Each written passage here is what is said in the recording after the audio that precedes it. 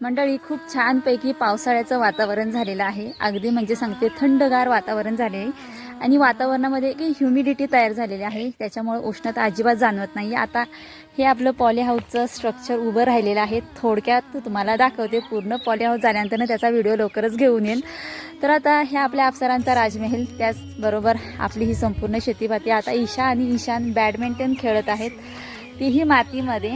हो, म्हणजे कसं असतं मंडळी, मला असं वाटतं की धन दौलत, पैसा, गाडी, बंगला ह्या असल्या गोष्टींमध्ये जे सुख आहे ना, ते सुख थोड्या वेळासाठीच आहे.